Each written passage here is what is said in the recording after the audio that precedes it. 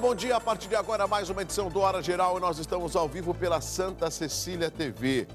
Muito obrigado pelo carinho, pela audiência. Eu não escondo que tem dias que tudo parece mais difícil, mas esses são dois aspectos. Pode ser mais difícil para quem não tem estímulo de viver ou mais difícil para aquelas pessoas que procuram complicar aquilo que poderia ser mais fácil.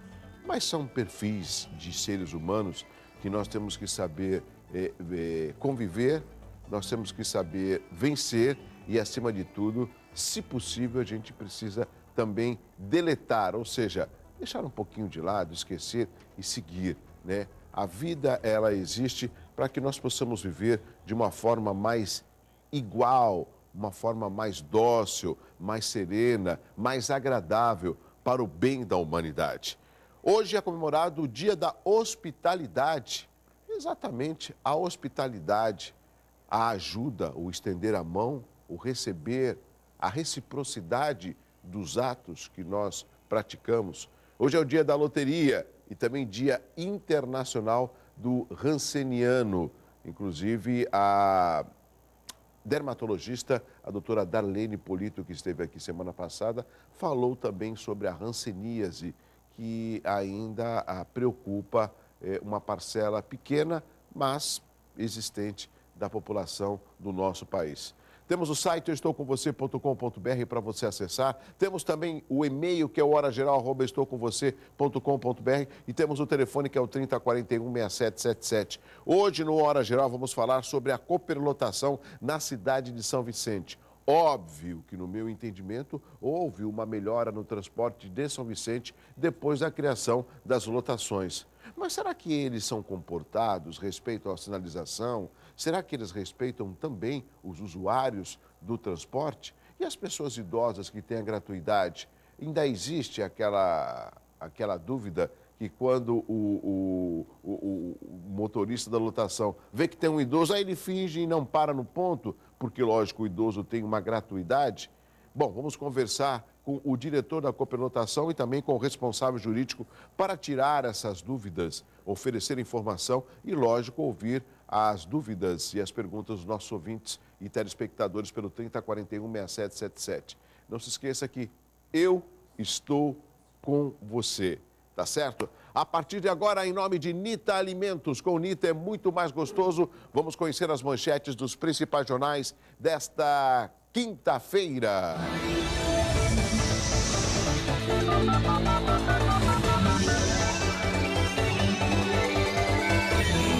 Daqui a Folha de São Paulo, como destaque, São Paulo prevê iniciar rodízio de água até abril. Eu ontem estava observando nas redes sociais que o prefeito de São Paulo, o prefeito Haddad, fez uma reunião com alguns prefeitos para discutir a crise hídrica. E algumas iniciativas foram formalizadas e eles esperam aí ter aí uma compreensão, uma conscientização por parte da população de São Paulo. Eu não vejo uma preocupação dos problemas da nossa região serem debatidos pelos prefeitos das 9 cidades que compõem a região metropolitana da Baixada Santista. As pessoas podem falar assim: Douglas, a gente tem um grande reservatório aqui, não vai haver problema de falta d'água, não temos o que se preocupar. No meu entendimento, é aí que mora o perigo, quando você não tem que se preocupar.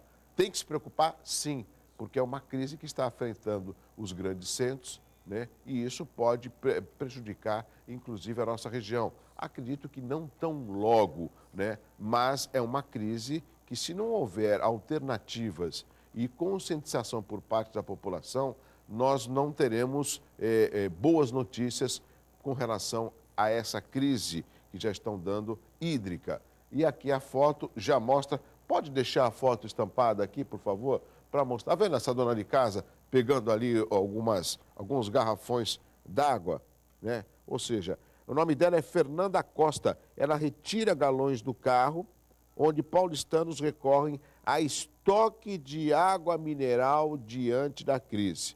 Pode até ser que você não tenha uma grande definição com a manchete, mas ali tem um, dois, ela está carregando 2 garrafões e tem mais 2 visíveis no porta-malas. Então, são 4. A matéria ao lado diz que o governo tomou as medidas contra a crise hídrica. Preocupados, paulistanos fazem estoque de garrafas. E isso, sim, já é um sintoma de que a população está preocupada. Entre a preocupação e a realidade, no meu entendimento, existe a conscientização. E em nenhum momento eu acho que o governo deve faltar, governo do Estado ou governo federal, com relação ao apagão, deve faltar com a verdade. Eles precisam tomar medidas para minimizar esse problema. Temos aqui, Petrobras exclui corrupção de balanço e ações desabam. Graça Foster diz que cálculos indicavam necessidade de corte de 89 bilhões nos ativos. Lucro cai 38%. Tem como colocar aqui outra parte? Olha lá. Nós temos ali a arrecadação de tributos, tem a primeira queda em 5 anos. Essa é a realidade do nosso país, né? Protesto sindical contra a restrição de benefícios reúne 2.000 na Avenida Paulista. Nós vamos agora ao estado de São Paulo, que traz como manchete: ação da Petrobras cai após balanço omitir corrupção. Isso já era esperado, né? Rodízio teria economizado 12,3% no Cantareira. Pode subir a imagem do estado de São Paulo, por favor? Né? Temos ali a margem da Billings é invadida. A arrecadação cai pela primeira vez desde 2009. Cuba exige dos Estados Unidos fim de bloqueio. Olha só, tem uma foto ali. Pode deixar aquela foto pequena ali, o pessoal levantando os braços, né? Essa foto significa a Santa Casa suspende demissões. Funcionários protestam na Santa Casa de São Paulo. Ontem, a instituição recuou no plano de demitir 1.100 pessoas para reduzir custos. Plano é vender imóveis desocupados. É uma alternativa que a Santa Casa de São Paulo está optando para tentar quitar a dívida que ela tem nessa instituição importantíssima. E aqui, com relação à nossa Santa Casa de Misericórdia de Santos, também não é diferente, né? Nós temos informações que alguns médicos ainda estão sem receber, alguns problemas. Eu só espero que esses problemas não afetem, não seja refletido no atendimento da nossa população, porque a Santa Casa de Misericórdia de Santos é um hospital que atende um grande número de pessoas e isso é importante. Eu vou tentar trazer na semana que vem a responsável, né, da parte contábil da Santa Casa de Santos, que é a Miriam Cajazeira, para ela conversar com os nossos telespectadores. Vamos ver se a gente consegue trazê-la na semana que vem aqui no Hora Geral, tá certo? Vamos continuar com as manchetes? Jornal Tribuna traz como destaque a seguinte manchete: plano tenta reduzir impacto no trânsito.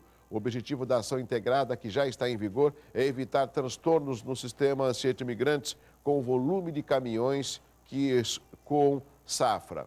Veja bem, plano, eu entendo assim, me corrijam aí os meus amigos. Plano é assim, vamos traçar um plano, é o seguinte: tu vem pela esquerda, eu venho pela direita, aí quando a gente se encontrar, os dois gritam, tudo bem? Para mim isso é um plano. Planejamento. Olha, é o seguinte, a gente vai pegar dias úteis, vamos fazer com que 2 vias fiquem só para caminhões, vamos abrir a outra marginal só para os veículos leves, para poder desafogar o trânsito, isso vai dar maior fluidez, isso para mim é planejamento. Eu espero que esse plano dê certo, porque a safra, ela já tem data para acontecer. Né? Todo ano tem esse problema dos veículos pesados, ou seja, dos caminhões. Agora eles estão falando de um plano que tenta reduzir o impacto no trânsito. Para mim, não passa de um paliativo, ou seja, não vai resolver. Eu quero estar errado, né? Estudo revela riscos para jovens no país, isso é muito perigoso, um número muito grande o melhor número significativo de jovens, segundo o estudo, não completarão nem a maioridade, né? E isso é preocupante porque envolve vários aspectos, o aspecto educacional, o aspecto familiar, o envolvimento com drogas, e isso está fazendo com que os nossos jovens tenho aí um resultado muito negativo nessas pesquisas. E quando eu falo dos jovens, eu não sou tão velho assim, né? Apesar de ter meio século. Mas eu tenho daquela frase, os jovens serão o futuro da nação, do país. E eu não vejo os jovens nos dias de hoje com esse clamor, com essa vontade, né, de se envolver em projetos, em participar, em formar opinião, em criar massa crítica, em cobrar. Não vejo. Eu vejo o jovem muito passivo, muito tranquilo, né? E os jovens, eles estão numa idade para discutir, para conquistar, para ir à frente, para comandar, por que não, né? Então, a gente não vê uma fatia significativa dos jovens tendo uma ascensão no nosso país, que é o Brasil, como deveria e poderia acontecer, mostra o estudo que está no jornal A Tribuna. CETESB diz que houve demora no aviso sobre vazamento. Isso é com relação a Cubatão, que aconteceu na última sexta-feira. Vamos ver a outra parte aqui? Que bela paisagem, né? Olha só, stand-up. É gostoso, né? É que eu não estou tendo tempo, mas eu gostaria de praticar o stand-up. Pesquisador sueco é alvo de ladrões em Rio Cubatense. Veterano Vladimir espera defender gol do Peixe. Diário do Litoral, deixa eu ver aqui o Diário do Litoral, que traz como destaque. Ministério Público investiga Museu Pelé. Promotoria instaura inquérito para apurar possíveis falhas e superfaturamento em contrato firmado entre a OCIP Ama Brasil e a Prefeitura de Santos. Obras custaram 50 milhões. Você pode até falar assim, o quê, Douglas? O Museu Pelé, 50 milhões? Caramba, tudo isso? Eu também fiquei estupefato, eu fiquei abismado e eu fiquei preocupado com relação a essas altas cifras. Não sou engenheiro civil, não entendo nada de revitalização, não sei. Dizem alguns especialistas, arquitetos, que é mais fácil você construir do que você revitalizar, essa informação que eu tenho, mas a cifra é significativa, 50 milhões. Eu me lembro de um evento de comemoração, se não me engano, em 2013, dos 250 anos de José Bonifácio, que eu estava ao lado da Fernanda Gouveia, ela também é de uma OCIP, a ADESAF, lá de São Vicente, e estávamos conversando com o então governador, que ainda continua, Geraldo Alckmin, sobre a criação de um museu José Bonifácio, né? Aqui na cidade de Santos. Porque ele tem toda uma história com o patriarca da Independência, morou ali na Rua 15, ou seja, tem toda uma história. E existe um projeto. Esse projeto da construção de um museu José Bonifácio estava orçado, né? Esses são os números, em 3 milhões a parte estrutural e a prefeitura, através de uma parceria, cederia o local. Isso foi conversado em 2013. 1 milhão já estava praticamente acertado com a Lei Rouanet e os outros 2 milhões para a parte estrutural, para a montagem. Quando eu soube desse valor, eu fiquei abismado, porque era justamente a época que o Museu Pelé ainda estava em construção. Então, nesse caso, é o Ministério Público quem vai fazer a investigação para saber se houve superfaturamento, aonde foram empregados os 50 milhões, tudo isso para que a população possa saber se, de fato, o dinheiro arrecadado pelas empresas foi bem empregado. Agora, deixa eu fazer uma observação aqui, porque o brasileiro tem esse costume de colocar tudo no mesmo balaio e sair criticando. Veja bem, o Pelé tem uma história significativa no futebol nacional e internacional. Tira o Pelé daí. Tira o Pelé daí. Né? Porque às vezes as pessoas falam assim, mas é o Pelé tem alguma coisa. Não, não tem nada a ver. A Ama Brasil é uma ONG e ela ficou responsável, é uma organização não governamental, e ela ficou responsável na construção, na captação de recursos, na manutenção do museu. Ela é a detentora do acervo do Pelé, né? Então ela é a responsável. O Pelé é o astro do futebol, né? É essa figura pública que todos conhecem. É bom separar uma coisa de outra coisa. Você é inteligente, você sabe. Você entendeu, né? Então tá bom. Vamos aqui, ó.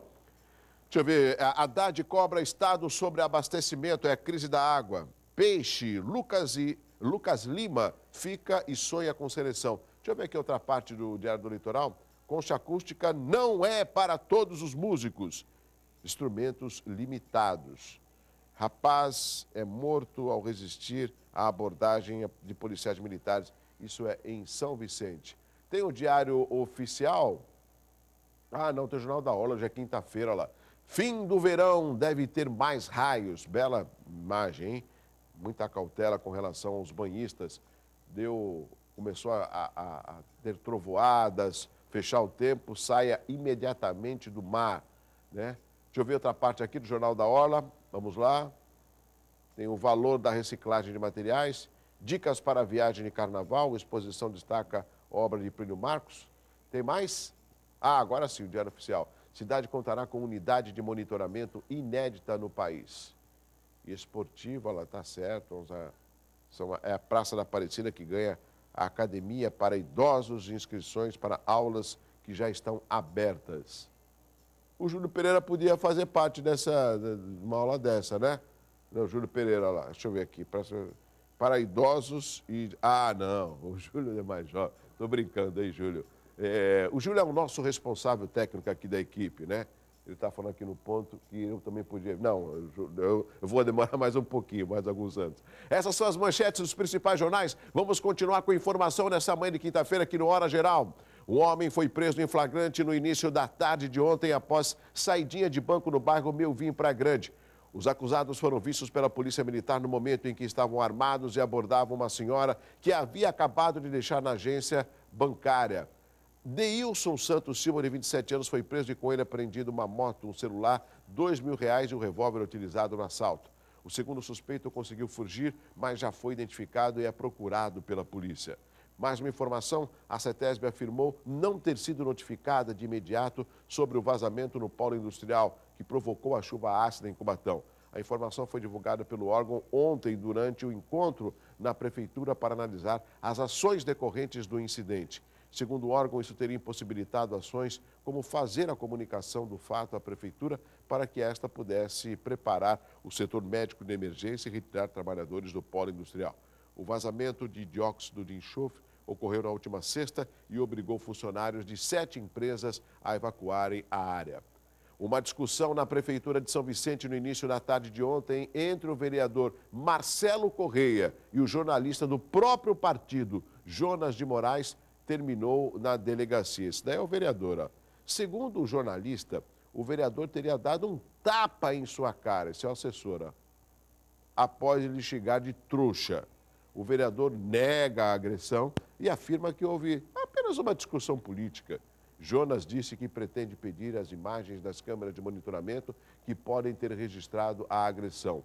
O boletim de ocorrência foi registrado como ameaça e vias de fato, porque, segundo o relato, o vereador agrediu o assessor. Em nome do Plano de Saúde Santa Casa de Santos, o melhor atendimento em plano de saúde, vamos conhecer agora a movimentação das estradas. Vamos lá!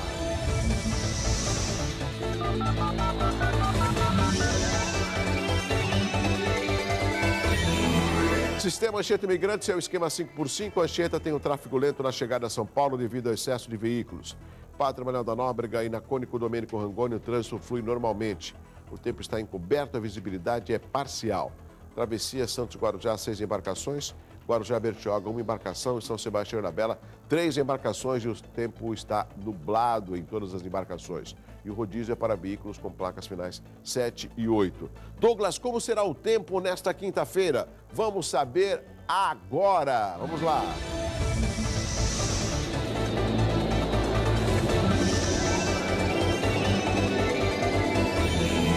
A previsão é de sol com muitas nuvens durante o dia. Pode ter períodos de nublado com chuva a qualquer hora. A mínima é de 24 e a máxima é de 33 graus. Rápido intervalo, na sequência eu vou trazer 2 convidados. No primeiro bloco eu vou conversar com o Kleber Carpanedo, ele é diretor da Cooperlotação. E no outro bloco, meu amigo, o advogado João Guilherme, que é o responsável jurídico da Cooperlotação.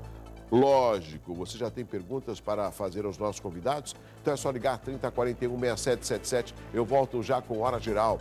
É rápido.